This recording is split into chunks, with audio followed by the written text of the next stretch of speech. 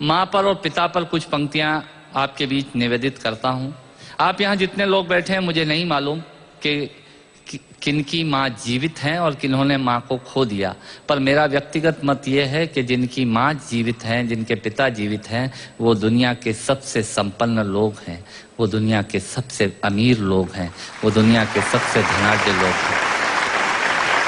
1 minute के लिए बचपन में लौटिएगा, याद कीजिएगा जब हम बहुत छोटे थे, माँ की गोद में थे, माँ का स्तनपान करते थे, तब माँ का एक स्तन मुंह में लेकर हमने उस माँ को दूसरे स्तन पर अपने छोटे छोटे पैरों से न जाने कितनी बार मारा, पर उस माँ ने हमें दूध पिलाना बंद नहीं किया। मित्रों, लात खाकर भोजन देने की शक्ति उस परमपिता परमेश्वर ने दुनिया में यदि किसी को दी है, वो सिर्फ माँ को दी है। माँ के अलावा ताकत किसी के पास नहीं है। मैं उस माँ की वंदना में कविता पढ़ता हूँ। याद कीजिएगा उन दिनों में जब हम चौके में, रसोई में बैठकर खाना खाया करते थे और माँ खाना बनाती थी। उस वक्त थाली पर बैठकर हमने जब भी इधर उधर देखा, वो माँ समझ गई और उसने नमक का डब्बा हमारी तरफ सरका दिया। हमारे बिना बोले को समझने वाली वो माँ, जब हम उसे खो देते हैं, वो माँ हमें बहुत याद आती है। वो माँ जो हमारे परीक्षा देते जाते वक्त दही की कटोरी लेकर शगुन बनकर आकर खड़ी हो जाती थी, उसे हम खो देते हैं। वो माँ हमें बहुत याद आती है। रमेश सोज की 4 पंक्तियां माननीय नेताजी यहाँ बैठे हैं, मैं पढ़ता हूँ। मुझे अच्छी लगती है कि बहुत रोते हैं लेकिन दामन हमारा नम नहीं होता, इन आँखों के बरसने का कोई मौसम नहीं होता, मैं अपने दुश्मनों के बीच भी महफूज रहता हूँ, मेरी माँ की दुआओं का खजाना कम नहीं। स्वामीनाथ पांडे की 3 पंक्तियां सुनाता हूँ। स्वामीनाथ पांडे ने 3 पंक्तियों का उपन्यास लिखा। अमिताभ जी बैठे हैं, जया जी बैठी हैं।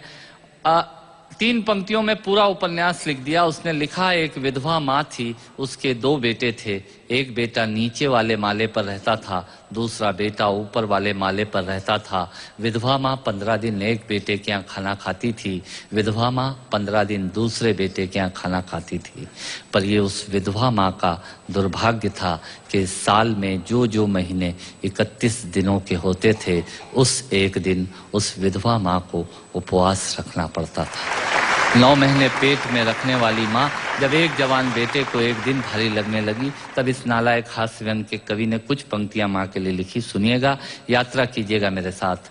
माँ संवेदना है, भावना है, एहसास है। माँ संवेदना है, भावना है, एहसास है। माँ जीवन के फूलों में खुशबू का वास है।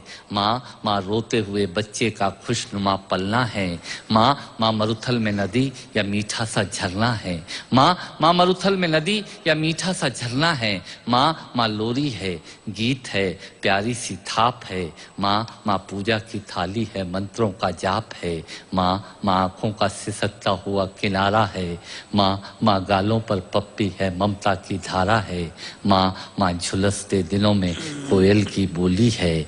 माँ मेहंदी है, कुमकुम है, सिंदूर है, रोली है। माँ कलम है, दवात है, स्याही है। माँ परमात्मा की स्वयं एक गवाही है।